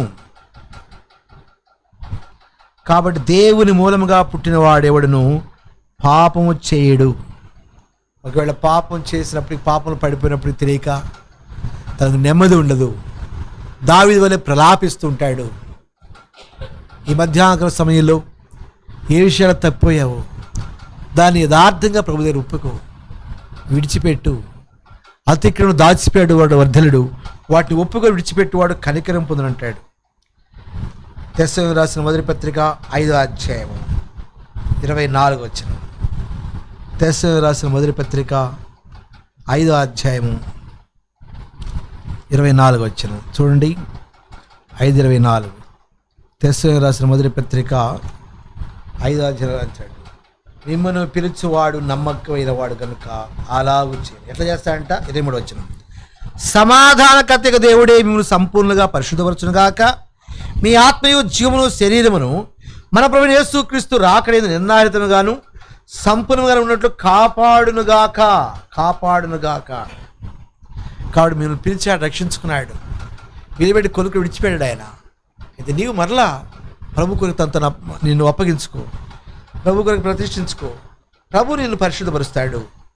ఇదే మత్తయి సువార్త 24:12 ఒక మాట అంటాడు. మత్తయి సువార్త 24:12. మత్తయి సువార్త 24:12. మత్తయి సువార్త 24:12. అక్రమ విస్తరించడం చేత అనేకుల ప్రేమ చల్లారును, అంతవరకు సహించిన వాడెవడో వాడే రక్షింపబడును. మరియు ఈ రాజ్య సువార్త సకల జనులకు సాక్షార్థమై లోకమంతలో ప్రకటింపబడును, అటు తరువాత అంతం వచ్చును. కాబట్టి అక్రమ విస్తరించడం చేత అనేకుల ప్రేమ చల్లారు. ఇది సూచన. ఈనాడు అక్రమ విస్తరిస్తుంది లోకంలో, దేశంలో, దేవుని సంఘాల్లో కూడా కొన్ని పర్యాయాలు. కాబట్టి గుర్తించి గ్రహించి ప్రభు దగ్గర, ప్రభు వాక్యం ద్వారా హెచ్చరించబడి నీవు సరి చేసుకోవడానికి ఇష్టపడు. ఆయన తొట్టిల్లినప్పటికీ కాపాడేవాడు, కుంగిన వారు లేవనెత్తేవాడు, పడిపోయిన వారు ఉద్ధరించేవాడు. ఆయన చేయి విడిచిపెట్టేవాడు కాదు. ఆయన ఎందుకు నిందాయుతంగా జీవించడానికి ప్రాణదేహాత్మను సంపూర్ణంగా చేసేవాడు ఉన్నాడు. కాబట్టి మనం పరీక్షించుకున్నాం. ప్రతి మనుష్యుడు తన్ను తాను పరీక్షించుకున్నాడు. ఈ మధ్యాహ్నం నేను పరీక్షించుకున్నాను. నీతో నాతో మాట్లాడుతున్నాడు దేవుడు. మనం ఎక్కడ దేవునికి అయిష్టంగా ఉన్నాము. ఆయన చేతిలో కొలకర ఉంది, ఆయన చేతిలో త్రాసు ఉంది, ఆయన చేతిలో చాట్ ఉంది, ఆయన చేతిలో మట్టబుగుండు ఉంది. వాటితో చూస్తున్నాడు, కొలత వేస్తున్నాడు. కొలత వేసినప్పుడు మన స్థితి ఎలా ఉందో ఒక్కసారి పరీక్షించుకొని ప్రభు సన్నిధిలో కొంత సమయం ప్రార్థన గడుపుదాం. కొంతసేపు ప్రార్థన గడిపి ప్రతిష్ఠించుకున్నాం, ప్రార్థన చేసుకున్నాం. దయచేసి ఉన్న స్థలంలోనే ఒకవేళ ఎవరైనా రొట్టె రసం తీసుకుంటే పాలు పొందండి, లేదా చేసుకోనట్లయితే దేవుని సన్నిధిలో పరీక్షించుకోనండి. అవును, ఒకవేళ ప్రభువు వస్తే మన సంగతి ఏమిటి? ఆయన మనం పరీక్షించి మనలో ఏ లోపం కనబడదు. దేవుని వాక్యమనే అర్థంలో మన సాహస్థితిని దేవుడు బయలుపరుస్తున్నాడు. ఆయన చేతులు కొలకర్ర ఉంది. దేవుని ఆలయాన్ని పూజిస్తున్నాడు, ఆలయాన్ని కొలత వేస్తున్నాడు. పూజించేవారు లెక్క పెట్టమన్నాడు, బలిపీఠం లెక్క పెట్టమన్నాడు. వెలుపటి ఆవరణ ఉంది. దేవుని మందిరానికి వస్తున్నా వెలుపటి ఆవరణ యొక్క జాబితాలో ఉన్నావేమో. రెండవదిగా మనం చూసినప్పుడు మట్టపు గుండు. మరి దేవుని ఆలయం పరిశుద్ధమైనది. మీరు ఆలయం ఏమన్నారు? ఆలయంలో ఆయన చిత్తానుసారంగా మనము అమర్చబడడానికి ఇష్టపడుతున్నామా, లేక దేవుని వాక్యానికి ఏమాత్రం హృదయంలో చోటివ్వక హృదయాన్ని కఠినపరుచుకుంటూ తిరస్కరిస్తున్నామా? దేవుని ఆత్మ ద్వారా దేవుడు మన యొక్క లోపాలని బయలుపరుస్తున్నప్పటికీ హృదయాన్ని కఠినపరుచుకుంటున్నామా? మూడో అనుభవం త్రాసు. దేవుని కొరకే వాడవలసిన దేహము, దేవుని ఆలయము, దేవుడిచ్చిన అవయవాలు విలువబెట్టి కొనబడ్డావు అన్నాడు బెల్తషరాజు. ఏ విధంగా అయితే ఆ ప్రతిష్ఠించబడ్డ దేవాలయంలో వాడవలసిన పాత్రలను వ్యర్థమైన దేవతల దగ్గర వాటిని వాడుకుంటూ వాటిని తాగకూడదు, వాటిని తినకూడదు, వాటిని ఆ విధంగా దుర్యోగపరుస్తూ వచ్చాడు. మెనే టక్కల్ అనగా ఈ రాజ్యం మీద తొలగిపోయాయి. నువ్వు తక్కువ త్రాసులో తక్కువ కనబడ్డావు. ఈనాడు మన జీవితంలో కూడా దేవుని కొరకు వాడవలసిన నీ అవయవాలను, నీకు ఇవ్వబడ్డ అవయవాలను దేవుని కొరకు వాడుతున్నావా, దుర్వినియోగపరుస్తున్నావా? పరీక్షించుకో. ఆయన చేట ఆయన చేతిలో ఉంది. పైకి గింజలానే ఉంటుంది పొట్టు కూడా, కానీ లోపల శక్తి లేకపోతే వేషధారణ జీవితం అయితే ఎంతో భయంకరమైంది. ఆ పొట్టు ఆయన అగ్గిలో కాల్చి వేసేవాడు ఉంటాడు. మనస్థితి కూడా అంతే. పైకి భక్తి గల శక్తిని ఆశ్రయించే స్థితి. మనం ఎట్లా ఉన్నామో పరీక్షించుకున్నాం. ప్రభు సన్నిధిలో మన ఆత్మను, ప్రాణమును, శరీరమును నిందాహారితంగా ఉండడానికి కాపాడు. ఎందుకంటే మేము పిలిచిన వాడు నమ్మదగిన వాడు. కాబట్టి ఆయన నమ్మకత్వాన్ని బట్టి మరో పర్యాయము ఈ మధ్య నిన్ను హెచ్చరిస్తున్నాడు, నీతో మాట్లాడుతున్నాడు. పిలిచిన వాడు నమ్మదగిన వాడు. ఆ నమ్మకమైన నిన్ను శిక్షించాలని దేవుని ఉద్దేశం కాదు, నీవు నశించాలని దేవునికి ఉద్దేశం కాదు. అలాగైతే దేవుడి హెచ్చరిక ఇచ్చేవాడు కాదు. నీ జీవితం తక్కువరుచుకొని ఆత్మీయ మేలు క్షేమం పొందేదాని కొరకై దేవుడు నీతో మాట్లాడుతున్నాడు. కొంతసేపు ప్రార్థన చేసుకున్నాం. ప్రార్థించండి. ప్రభువు ప్రతిష్ఠించుకోండి.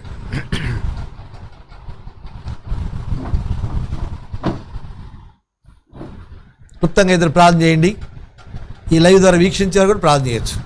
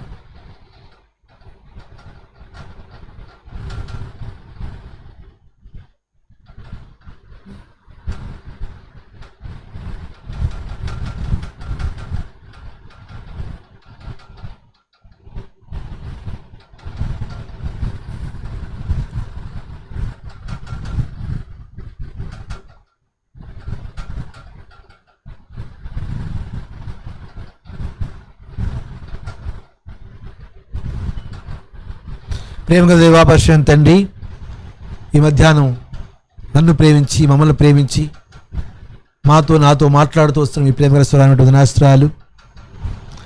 మేము పిలిచిన వాడు నమ్మదగిన వాడు, మమ్మల్ని విడిచిపెట్టే దేవుడు కాదు నాయన.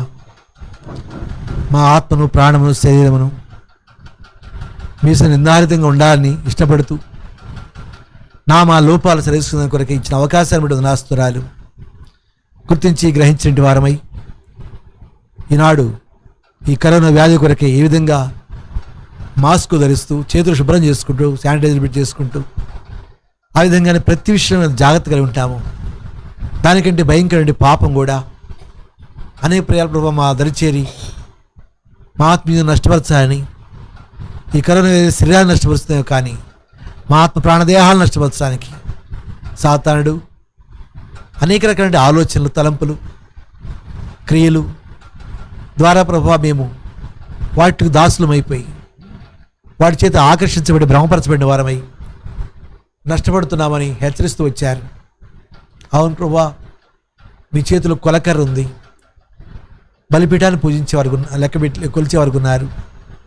దేవుని ఆలయమును పూజించేవారు లెక్క పెట్టమన్నారు. వెలుబడి ఆవును విడిచిపెట్టమన్నారు. అవును ప్రభా, ఆ కొలకరతోటి వెలుపటి ఆవరణాన్ని విడిచిపెట్టమంటే అది అన్యులకు ఇవ్వబడిన రాయబడి ఉంది. ఇంకా మేము అన్యులాగా ప్రవర్తిస్తున్నామా? మీ చేతిలో త్రాసు నాయన. ఆనాడు బెల్షస్సరు త్రాసు తక్కువగా కనబడ్డాడు. కారణము ప్రతిష్ఠించబడిన పాత్రను దుర్యోగపరుస్తూ వచ్చాడు, వ్యర్థపరుస్తూ వచ్చాడు. ఈనాడు నేను ప్రతిష్ఠించిన పాత్రలు ఆయన. అయితే మా దేహము దేవుని ఆలయం కూడా వస్తుంది బదులుగా సాతాను చోటిస్తూ మా తలంపులు, మా ఆలోచనలు, మా చూపులు, మా వినికిడి, మా మాటలు, మా వైఖరి, మా ప్రవర్తన అంతా కూడా అనేక ప్రియాల ప్రభా విలువెట్టి కొనబడ్డాము. మీరు మీ సొత్తు కారున్నారు, కానీ మా దేహం ద్వారా మహింపరచక అవమానానికి కారకులుగా ఉంటున్నామని ఒప్పుకుంటున్నాం. దయతో కనికరించండి, క్షమించడం ప్రార్థిస్తున్నాయన. అదే సమయంలో మట్టపు గుండు ప్రభా నీ ప్రేయర్ తిరుగుబాటు స్వభావం. ఆ మట్టపుని కొలిచినప్పుడు మేము ఆ గోడలో, ఆ ఆలయంలో, ఆ కట్టడంలో అవి అమర్చబడలేకపోతున్నాం. కానీ మీరైతే చక్కగా అమర్చబడాలని మేము ఏర్పరచుకున్నారు. కట్టబడడానికి ఉపయోగకరమైన వస్తువుగా ఉండాలని ఏర్పరచుకున్నారు. మాలో మీరు నివసించడానికి ఇష్టపడుతున్నారు ఆయన. ఏదో కనికరించండి. మీ వాక్యం ద్వారా మీ ఆత్మ హెచ్చరించినప్పుడు మా మనస్సాక్షి, మా హృదయం ఏ విషయాల్లో దోషారోపణిస్తుందో మా హృదయాన్ని కట్టిపరుచుకోక అతని అన్నాడు నిర్గమకాండంలో ఫరో హృదయాన్ని కట్టిపరుచుకుంటూ వచ్చాడు. ఫరో లాంటి మారుమనసు కాక, కష్టం వచ్చినప్పుడు బాధ చూడడం మాత్రమే కాకుండా సంపూర్ణంగా మిమ్మల్ని ప్రేమించే వరంగాను, మీ వాక్యాన్ని ఇదే చూపే వరంగాను, మీ భయం కలిగిన వారు కానీ లోకంలో ఉంటే సాయం చెప్పు, కనికరించండి. ప్రభా మీ చేతిలో ఉంది నాయన. ఆ చేట పెట్టి చిరిగినప్పుడు మా వేషధారణ చేత కనబడుతుంది. పైకి భక్తి శక్తిని ఆశ్రయించే వరకు ఉంటాం. ఆ పొట్టును ఆరిన అగ్గిలో పడేస్తారన్నారు. ఎంతో భయంకర విషయం కదా. నాడు జీవించున్నావు అనే పేరు మాత్రమే కానీ నువ్వు మృతుడివే అని అన్నాడు. ఎఫెసీ సంఘానికి రాస్తూ వచ్చాడు పౌలు. యోహాను తండ్రి లేక మీరు ఆ ఎఫెసీ సంఘం యొక్క ఆత్మీయ స్థితిని బయలుపరుస్తూ వచ్చారు. నాడు మా స్థితి, నా స్థితి కూడా అలాగుందని ఒప్పుకోవాల్సి ఉంటున్నాం. ఏదో కనికరించండి. కానీ విడిచిపెట్టాడు కాదు. మేము పిలిచిన వాడు నమ్మదగిన వాడని అన్నారు. ప్రభావ ఏ ఉద్దేశం ఏర్పరచుకున్నారు, ఏ ఉద్దేశం రక్షించుకున్నారు, ఏ ఉద్దేశంతో మా కొరకే కలవరిశీలలో బలిగా అర్పించబడ్డారు. ఆ రక్తం అంతా క్రయంగా చెందించి మమ్మల్ని కొనుక్కున్నారు, విసుత్తుగా చేసుకున్నారు. దానికి తగినట్టుగా మా జీవితం ఉన్నట్లుగా మమ్మల్ని బలపరుస్తున్నాం ప్రార్థిస్తూ. మా బాపట్ల యెరూషలేము సంఘంలో ఉన్న పరిశుద్ధులందరినీ ఒక్కొక్కరిని పేరున మీరు కనికరించి బలపరుస్తున్నాం ప్రార్థిస్తున్నాయన. ఎవరు కూడా తప్పిపోకుండా సాయం చేయము. ఇంకా బాపట్లో అనేక మంది మీ ఏర్పాట్లు ఉన్నారు, వారందరూ కూడా రక్షిస్తున్నాం ప్రార్థిస్తున్నాను, సాయం చేయండి. అంతేకాకుండా ఏ ఉద్దేశం రక్షించారు, మా ద్వారా మా దేహం ఏ విధంగా మీకు ఆలయంగా మీ కొరకే ఉపయోగించబడాలి, ఆ విధంగా ఉపయోగించడానికి కొరకు కూడా తండ్రి నీతి సాధారణంగా ఉపయోగపడేదాని కొరకు మనం వాడుకొని మహింప ప్రార్థిస్తూ వాక్యాన్ని మా హృదయంలో భద్రపడి సాయం చేస్తున్నామని.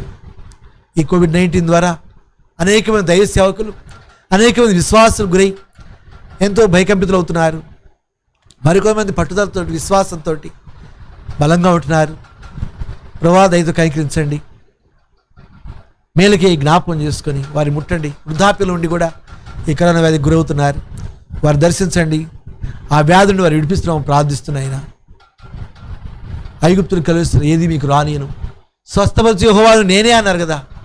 మీరు స్వస్థపరిచే దేవుడు కనుక విశ్వాసను అప్పగించుకుంటున్నట్టుగా సహాయం చేయండి. మీ బలమైన గాయపడిన హస్తస్పర్శ తాకుడు దయచేస్తున్నాము ప్రార్థిస్తున్నాయినా. అది ఎవరికి ఏ విధంగా సంభవిస్తుందో అది తెలియదు. మేము కూడా ప్రభా అనేక ప్రేల అశ్రద్ధ నిర్లక్ష్యంగా ఉంటున్నాం తండ్రి. మనుషులంగా ఆత్మీయ జీవితం ఏ విధంగా నిర్లక్ష్యత ఉందో, భౌతిక దేహంలో కూడా నిర్లక్ష్యతను బట్టి అది ప్రవేశిస్తుంది. ఆత్మీయ నిర్లక్ష్యతను బట్టి పాపం ప్రవేశిస్తే, భౌతిక నిర్లక్ష్యతను బట్టి ఈ వ్యాధి ప్రవేశిస్తుంది దినాల్లో. కనుక భౌతిక విషయంలో అంతా జాగ్రత్త, భయం కలిగి ఉంటున్నాము.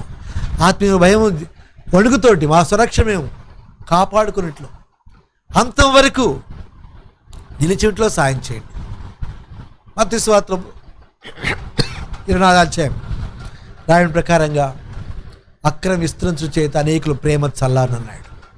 ఇదే ప్రభా, మీ ప్రేమను మర్చిపోతున్నాం, మిమ్మల్ని ప్రేమించాల్సిందిగా ప్రేమించలేకపోతున్నాం. మా ప్రేమ కూడా చల్లారిపోతుంది, ఒకరిని ఒకరు ప్రేమించుకోలేకపోతున్నాం. ఇటు లోపాలను నన్ను మమ్మల్ని ఈ మధ్యాహ్నం ప్రేమించి దర్శించింది మీ ప్రేమకి వినాశించుకుంటూ క్యాన్సర్తో బాబులు మా పిల్లలకు ప్రార్థన చేస్తున్నాం. షుగర్ బీపీలతో వృధా బలహీనతను మా పిల్లలకు ప్రార్థన చేస్తున్నాం. కంటి చూపు లేక బలహీనతను మా పిల్లలకు ప్రార్థన చేస్తున్నాం. ప్రభా సహాయం చేయండి. ఆర్థిక సమస్యలతోటి సతమతం అవుతూ నెమ్మది లేక తండ్రి కుటుంబాల సమస్యలతోటి వివాహాలు కాక వివాహాలై కుటుంబాల్లో భార్యాభర్తల అసమాధానం, చదువులు లేక చదువులు పూర్తయి ఉద్యోగాలు లేక నిరుద్యోగులుగా ఉంటూ ఆయా ఆఫీసుల్లో ఉంటూ ఈ కరోనా వ్యాధి భయంతో పనిచేస్తున్న వారి కొరకు ప్రార్థన చేస్తున్నాం. కనికరించండి. బయటకు ప్రభావ ప్రపంచంలో ఈ యొక్క మహమ్మారి ద్వారా ఈ కరోనా వ్యాధికి భయపడుతున్నారు, కానీ దేవుని వాక్యానికి భయపడేవారు లేరు నాయన. దహించు అగ్నినైనా ప్రవీణ దేవునికి భయపడేవారు లేరు. దేవునికి భయపడమన్నారు, లోబడమన్నారు. మీకు భయపడే అనుభవం మాకు దయచేయము. మా హృదయం ఎక్కడ కఠినంగా పరుచుకుంటామో దాని విషయంలో మెత్తనమైన హృదయాన్ని మాకు దయచేయము. మీ వాక్యం విధేయచ్చు మనసు మాకు దయచేయము. కనికరించండి. విరిగి నలిగిన మనసును అలక్ష్యనిస్తుడు కాదు దేవా. వీరిన మనసు నీకు ఇష్టమైన బలి అన్నారు. ఆ బలిపెట్టే కనుపలు నన్ను బలిగా చూస్తున్న సాయం చేయము. మమ్మల్ని బలిగా అర్పణగా అర్పణ సాయం చేస్తున్నాం ప్రార్థిస్తూ. మీరు అక్కడ నిరీక్షించే వారందరూ కూడా మీకు అప్పగించుకున్నాం. హెబ్రోన్కు ప్రార్థన చేస్తున్నాం. హెబ్రోన్లో పరిచయం చేస్తున్న ఉద్యోగ ప్రార్థన చేస్తున్నాం. ఇన్వెట్స్కు ప్రార్థన చేస్తున్నాం. తిమోతికు ప్రార్థన చేస్తున్నాం. కురింగాకు ప్రార్థన చేస్తున్నాం. ఇంకా కాకుండా దయసేవకు ప్రార్థన చేస్తున్నాం. ఆయన ఇంకా ఆయా ప్రాంతాల్లో పనిచేస్తున్న దయసేవకు ప్రార్థన చేస్తున్నాం. కనికరించండి తండ్రి. బాపట్ల యెరూషలేము అనుబంధంగా ఉన్నటువంటి కట్టాలకు ప్రార్థన చేస్తున్నాం. అక్కడ మీ కుమారుడు అత్తయ్య కుటుంబం మందిరం కట్టబడి విషయంలో సహాయం చేస్తున్నాం ప్రార్థిస్తున్నాం. ఆయన తిరిగి గణపురం విజయ్ కుమార్ కుటుంబంకు ప్రార్థన, సంఘంకు ప్రార్థన చేస్తున్నాం. కల్లపాలెం మోయేసు తన కుటుంబం కొరకు సంఘం కొరకు ప్రార్థన చేస్తున్నాం. శ్రీలంక తిమోతి కుటుంబం సంఘం కొరకు ప్రార్థన చేస్తున్నాం. బేతపూడి సురేష్ శామ్యుల్ పివి కుటుంబం కొరకు సంఘం కొరకు ప్రార్థన చేస్తున్నాం. ప్రభావితిగానే కంగడపాలెంకు ప్రార్థన చేస్తున్నాం. జౌనుపాలెం జయరదన మేరక్క కుటుంబంకు ప్రార్థన చేస్తూ సంఘంకు ప్రార్థన చేస్తూ సాయం చేయండి. ఇంకా ప్రభా ఈ గుంటూరు జిల్లా ఉన్న దైవ సేవకులందరూ సిద్ధపడుతున్నాయి. ఆయన సహాయం చేస్తున్నాం ప్రార్థిస్తూ. మహిమదాసును కుటుంబాన్ని సంఘానికి అప్పగించుకుంటున్నాం. అప్పగిన పరిచయకు అప్పగించుకుంటున్నాం. తండ్రి అరదిగానే జాషువా తన కుటుంబం సంఘం ప్రార్థన చేస్తున్నాం. లాజ తన కుటుంబ సంఘం ప్రార్థన చేస్తున్నాం. తండ్రి విలియం తన కుటుంబం కొరకు సంఘం ప్రార్థన చేస్తున్నాం. సహాయం చేయండి. ఇంకా ప్రభా ఈ రీతిగా ఆయా ప్రాంతంలో దైవ సేవకులను మీరు సిద్ధపడుతున్నాయన మీరు ఏకీకరించి మహిమ ప్రార్థిస్తూ తండ్రి రీతిగానే మా బంధువులందరూ కూడా మీకు అప్పగించుకుంటుండగా సహాయం చేస్తున్నామని ప్రార్థన అంగీకరించమని యేసు యొక్క శ్రేష్టమైన నామం నుంచి ప్రార్థన చేసి తిరిగి ప్రభావ సంతోషం ప్రార్థన చేస్తున్నాం. తను మరి దయగలనైనా కడప ప్రమోషన్ మీద పోస్టింగ్ ఇచ్చారు ప్రభావ. తిరిగి మీ చిత్తమైతే ప్రకాశం జిల్లాలో ఆశ కలిగి ఉండగా సహాయం చేస్తున్నాం ప్రార్థిస్తున్నాయి. మీరు అద్భుతాలు చేసి దేవుడు రుజువు ప్రార్థిస్తూ విశ్వాసం సమర్పిస్తున్నాం. ఆరాధన ప్రభావ లైవ్లో వీక్షిస్తున్న ప్రతి కుమారుడు కుమార్తెకు అప్పగించుకున్నాం. దీవించి ఆశ్రదించి వారి మీద చేతులు ఉంచము. మీరు బలపరుస్తున్నాము ప్రార్థిస్తూ యేసు యొక్క శ్రేష్టమైన నామం నుంచి ప్రార్థించి సమర్పించి నా తండ్రి ఆమేన్. మన తండ్రి దేవుని ప్రేమ, ప్రభువు యేసు క్రీస్తు కృప, పరిశుద్ధాత్మ సహవాసము సదాకాలంతో గాక. ఆమేన్. దయచేసి గమనించండి, ప్రభుచితమైతే మంగళవారం నాడు ప్రార్థన కూడిక, గురువారం నాడు బైబిల్ స్టడీ, శుక్రవారం నాడు మరి ఈ రీతిగానే సహోదరుల కూడిక లైవ్లో, శనివారం కూడా ప్రార్థన కొన్ని మాటలు చెప్పబడుతుంది.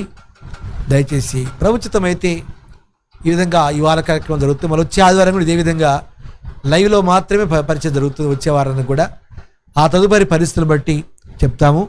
ఈ వార పరిచయం కూడా ఎలాంటి ఆటంకాలు లేకున్నట్లుగా దయచేసి మీ వ్యక్తిగత ప్రార్థనలు జ్ఞాపకం ఉంచుకోవాలని ప్రభు పేరిట మనం చేస్తున్నాం. ప్రభు యేసుక్రీస్తు వారు మీకు తోడుగా ఉండును గాక. Praise the lord.